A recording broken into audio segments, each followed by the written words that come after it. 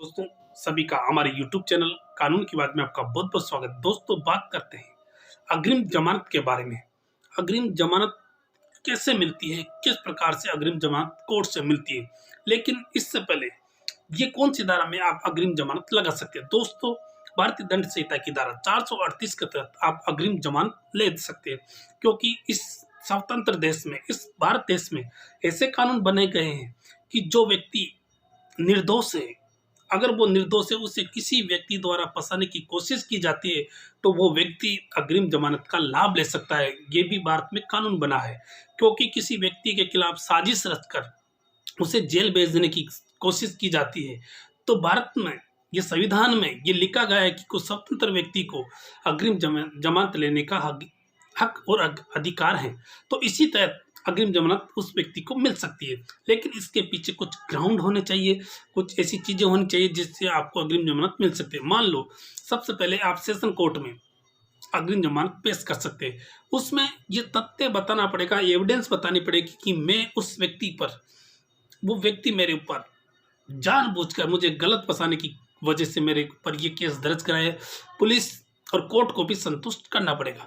जब कोर्ट को लगे कि आपको अग्रिम जमानत क्यों दी जाए, कोर्ट को जो एफआईआर है उसके फैक्ट के बारे में आपके वकील को सबसे पहले एक वकालतनामा पर साइन करके आपको देना पड़ेगा और आपको कोर्ट में उपस्थित होने की ज़रूरत नहीं है। केवल वकील ही आपकी पैरवी करेगा, क्योंकि आपको ये भी डर रहेगा कि मैं कहीं ना कोर्ट चले जाऊं या वकील के माध्यम से मिले तो पुलिस मुझे गिरफ्तार ना कर ले। बिल्कुल ये डर रहेगा, क्योंकि 3 साल से ज़्यादा की सज़ा वाले मुकदमे में पुलिस तुरंत गिरफ्तार कर सकती है। बिना वारंट की पुलिस गिरफ्तार कर सकते हैं। मान लो आपको ये डर है, तो पुलिस के डर से आप घबरा रहे तो एक वकालतनामा होता है वकील का, उस पर साइन करके एफआईआर की जो नंबर है उसकी एफआईआर की कॉपी देकर आप संबंधित सेशन न्यायालय में अग्रिम जमानत लगा सकते हैं।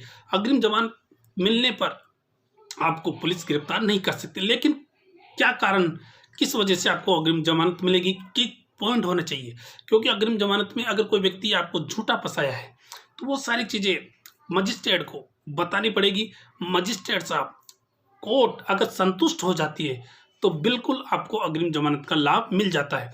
अगर मान लो सेशन कोर्ट से अग्रिम जमानत नहीं मिलती है, आप सफल नहीं होते, अगर कोर्ट ने किसी वजह से खारिज कर दिया जाता है तो आप हाई कोर्ट में उसकी अपील कर सकते हैं, वहाँ से भी आपको फ़ायदा मिल सकता है। लेकिन कोर्ट को आपको संतुष्ट करना पड़ेगा।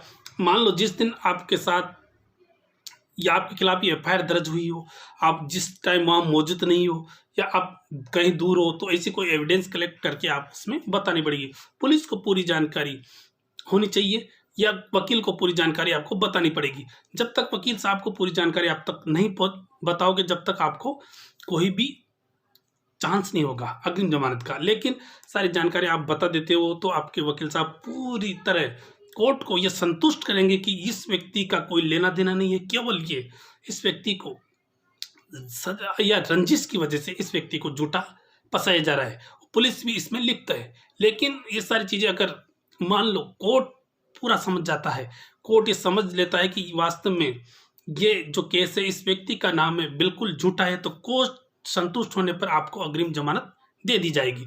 और अग्रिम जमानत में ये स्पष्ट आदेश देगा कि इस व्यक्ति को गिरफ्तार ना करें, ये व्यक्ति गिरफ्तार ना करें, और इस व्यक्ति को ये भी स्पष्ट आदेश देगी कि आप उनकी जो जांच है उसमें आप सहयोग करेंगे। ये सारी चीज़ें आपका वकील रखेगा अदालत में, जब भी आपको कोर्ट अग्रिम जमानत दे सकती है। ये चांस होते हैं और इसी आधार पर आपको अग्रिम जमानत मिल सकती है, क्योंकि इस भारत देश में कोई भी स्वतंत्र व्यक्ति पर ऊपर झूठा आरोप लगाया जाता है, झूठा एफआईआर में नाम लिखाया जाता है, तो वो व्यक्ति को ये अधिकार है कि वो अग्रिम जमानत प्राप्त कर सके। इसलिए दोस्तों, अगर किसी के साथ ऐसा अन्याय हो रहा है, किसी के साथ ऐसा होता है, तो वो बिल्कुल एंटीसिपेटरी बेल या अग्रिम जमानत प्राप्त कर सकता है। Thank you.